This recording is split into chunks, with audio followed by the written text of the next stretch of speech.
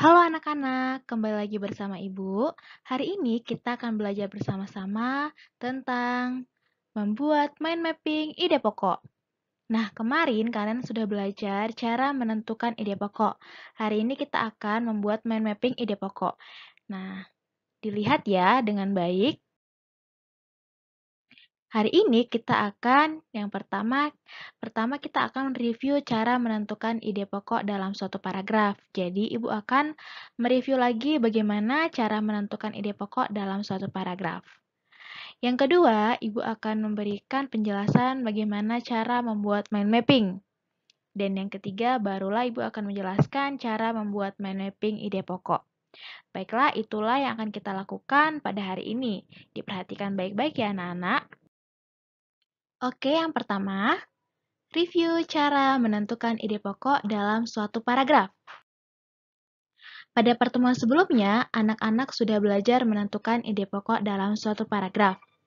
Hari ini, Ibu akan mengulangi kembali bagaimana cara menentukan ide pokok serta kalimat utama dan kalimat penjelas. Perhatikan baik-baik ya. Nah, sebelum itu Ibu akan memberikan kembali pengertian ide pokok. Ide pokok adalah gagasan utama atau masalah utama yang dibahas dalam suatu paragraf. Diingat ya, cara menentukan ide pokok dalam suatu paragraf. Nah, yang pertama, membaca paragraf secara saksama. Yang kedua, mencari kalimat utama. Yang ketiga, menentukan ide pokok. Dan yang keempat, menentukan kalimat penjelas. Diingat anak-anak, membaca paragraf dengan seksama, kemudian mencari kalimat utama di dalam paragraf, dan tentukan ide pokok di dalam kalimat utama, lalu tuliskan kalimat penjelasnya. Nah, itulah cara menentukan ide pokok dalam suatu paragraf. Oke, ini adalah soal atau artikel yang sudah kita bahas di dalam video kemarin ya, yang berjudul sumber energi panas di sekitar kita. Ibu akan bahas kembali. Oke, sekarang kita bahas yang paragraf 1. Nah, kalimat utamanya. Nah, kalimat utamanya kita lihat, kita baca paragrafnya dengan saksama. Ibu sudah baca dan Ibu sudah tentukan kalimat utamanya, yaitu terletak pada awal dan akhir paragraf. Yaitu energi panas dihasilkan dari sumber energi panas. Sumber energi panas merupakan segala sesuatu yang dapat menghasilkan panas sendiri. Sehingga paragraf ini adalah paragraf campuran. Kenapa? Karena kalimat utamanya terletak pada bagian awal dan akhir paragraf. Nah, kemarin kita sudah bahas ya 3 jenis paragraf. Ada paragraf deduktif, induktif, dan campuran. Nah, sekarang kita akan lihat ide pokoknya. Di dalam kalimat utama ini apa sih yang sering dibahas atau apa yang jadi masalah utamanya? Dan Ibu telah menentukan yaitu sumber energi panas. Kenapa? Karena yang jadi masalah utamanya tentang sumber energi panas. Berarti ide pokoknya adalah sumber energi panas. Lalu kalimat penjelasnya. Kalimat penjelasnya berarti ada selain kalimat utama. Berarti bukan dari awal dan akhir. Berarti di tengah-tengahnya ya. Nah, matahari dapat mengeringkan pakaian yang kita jemur. Hal itu terjadi karena matahari menghasilkan panasnya sendiri. Selain matahari, api juga merupakan sumber energi panas. Api sekecil apapun itu mengandung energi panas. Matahari dan api merupakan sumber energi panas. Nah, ini adalah kalimat penjelasnya. Di dalam paragraf 1 kita udah temukan kalimat utama, ide pokok, dan kalimat penjelas. Oke anak-anak, kita lanjut. Nah, paragraf kedua, Ibu juga sudah baca dan Ibu sudah menentukan kalimat utamanya, yaitu panas di sekitar kita dapat dihasilkan dengan berbagai cara, di mana ini ada di paragraf awal atau di bagian awal paragraf, yaitu paragraf deduktif ya anak-anak. Dan Ibu sudah menentukan ide pokoknya yang berbicara tentang cara menghasilkan panas. Apa yang dibahas secara menyeluruh dan menjadi ide pokok dalam paragraf ini, yaitu cara menghasilkan panas. Nah, kalimat penjelasnya bagaimana cara menghasilkan panas itu adalah dari setelah kalimat awal dan semuanya ya. Jadi, kalimat awal atau bagian awal itu kan sudah kalimat utama, berarti seluruh yang lain adalah kalimat penjelas. Jadi kalimat penjelasnya itu selain dari kalimat utama. Berarti misalnya saja panas dalam tubuh kita.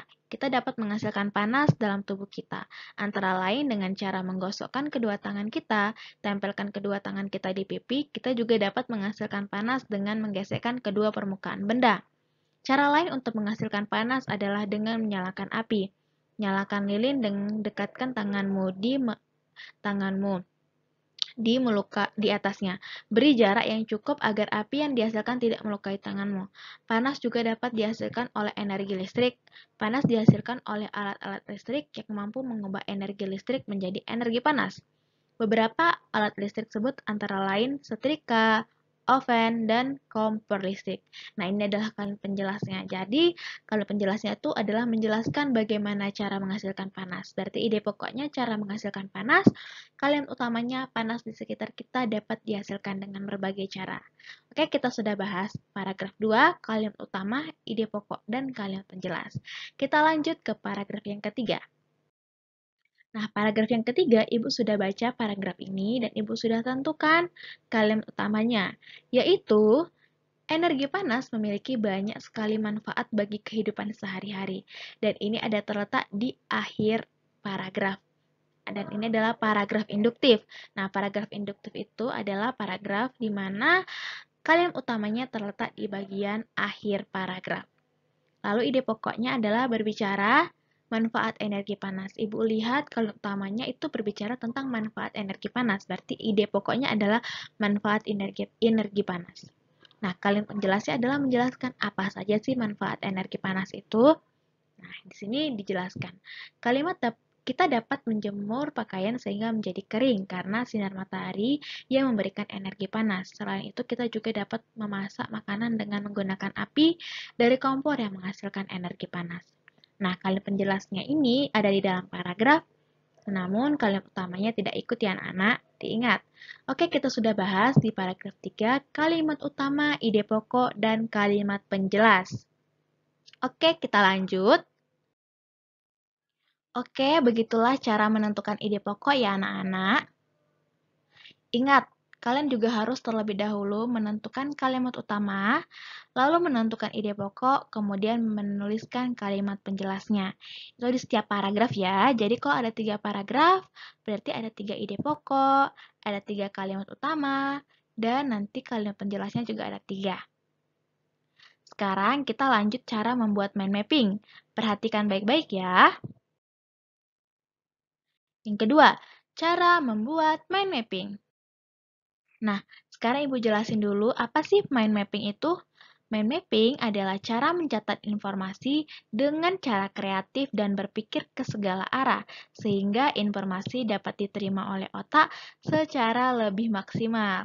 Jadi mind mapping ini seperti mencatat, namun dengan cara yang kreatif dan berpikir ke segala arah.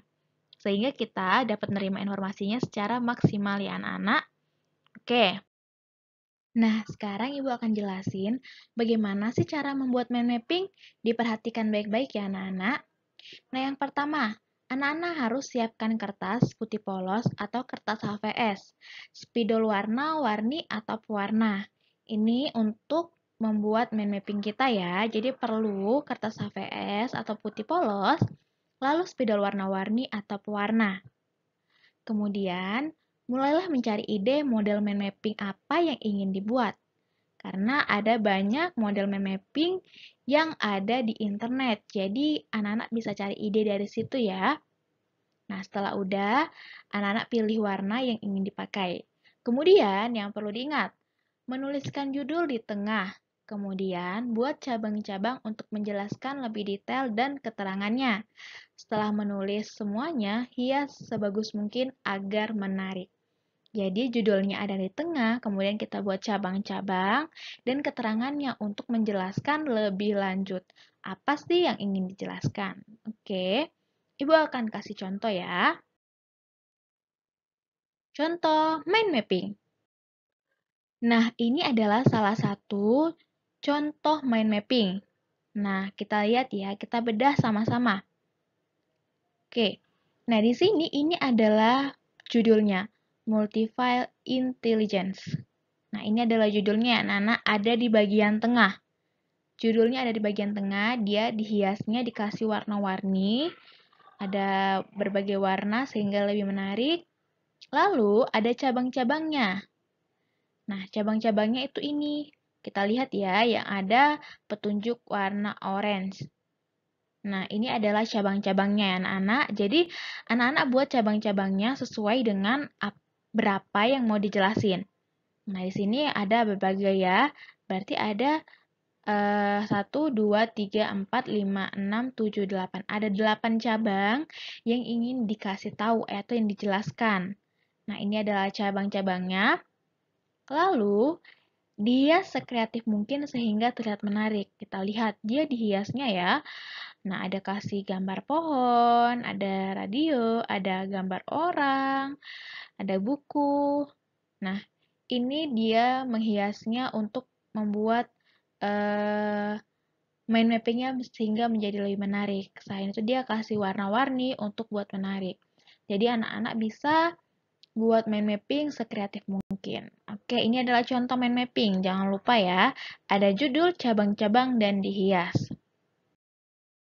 Nah, ini juga adalah salah satu contoh dari mind mapping. Nah, ini adalah judulnya time management. Berarti cara mengatur waktu ya. Nah, ada berbagai cara. Dia kasih petunjuknya nih. Ada petunjuknya atau ada cabang-cabangnya.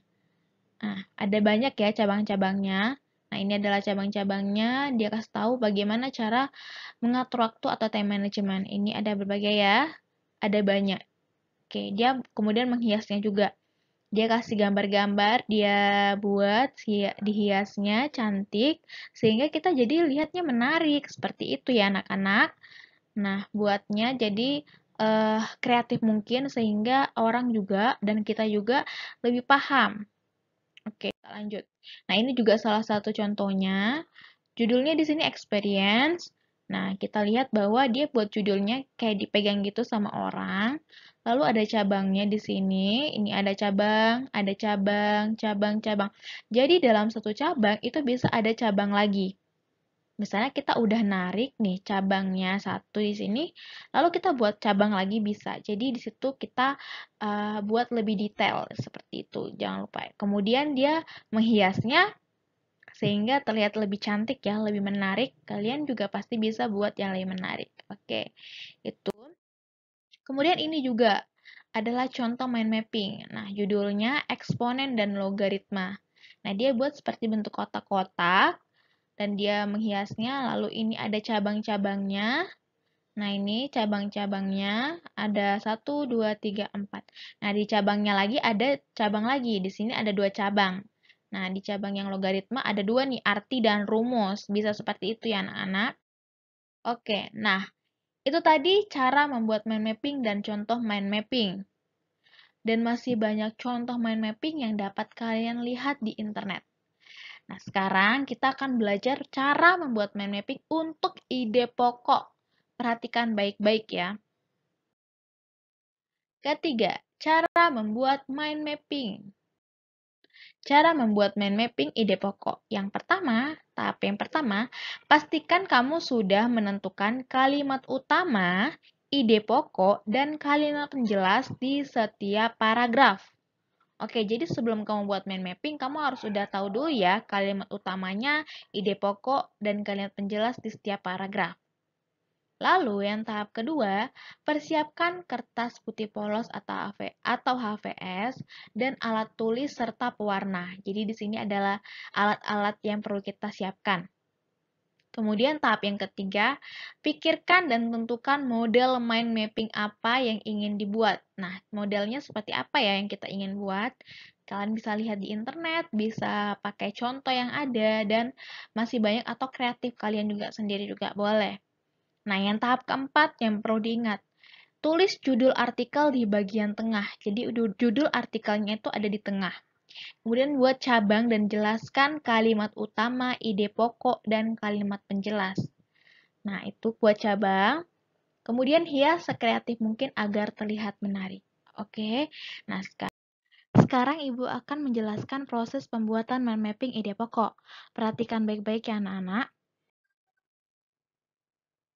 Nah, di sini Ibu udah tulis judulnya. Judul artikelnya yaitu Sumber Energi Panas di Sekitar Kita. Nah, Ibu mau ubah warnanya nih. Nah, udah ya, jadi warna merah. Ibu kasih warna merah.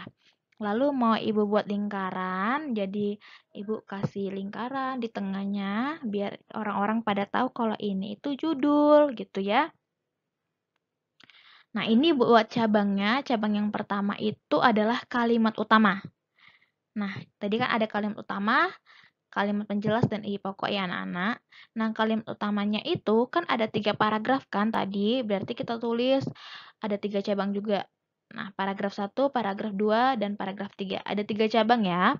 Nah, paragraf satunya ibu tulis kalimat utamanya, paragraf 2-nya Ibu tulis juga kalimat utamanya, dan paragraf 3-nya Ibu tulis juga kalimat utamanya. Jadi di kalimat utama itu ada 3 paragraf. Ada 3 paragraf, maksudnya ada 3 cabang ya. Ditulis cabangnya, dibuat, terserah kalian bentuknya seperti apa. Ibu buatnya seperti ini ya. Paragraf 1, paragraf 2, paragraf 3. Nah, lanjut, cabang yang kedua itu adalah kalimat penjelas. Ibu tulis di sini. Nah, kalimat penjelasnya juga ada 3 cabang.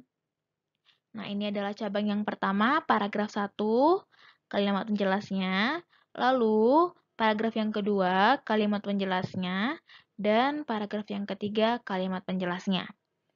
Jadi, ada 3 cabang, paragraf 1, paragraf 2, dan paragraf 3 di kalimat penjelas. Lalu, Ibu juga buat ada ide pokok. Nah, ini yang paling penting ya, ide pokok. Berarti ada 3 cabang juga ya, anak-anak. Nah, ini adalah paragraf 1 ide pokoknya, lalu ini adalah paragraf 2 ide pokoknya, dan yang cabang ketiga ini adalah paragraf 3 manfaat energi panas. Nah, dia nulisnya itu searah dengan kita nulis aja. Jadi kalau misalnya dari atas ya udah tulis ide pokoknya seperti itu ya. Jadi tidak apa-apa karena kita akan nulisnya itu secara menyeluruh. Kita melihatnya searah caranya menyeluruh ke segala arah. Jadi bukan satu arah. Jadi kita bisa lihat dari atas, bisa lihat dari bawah, seperti itu ya anak-anak. Sekarang kita lanjut. Nah, ini adalah komponen atau yang harus ada di dalam mind mapping ide pokok. Diingat harus ada apa aja.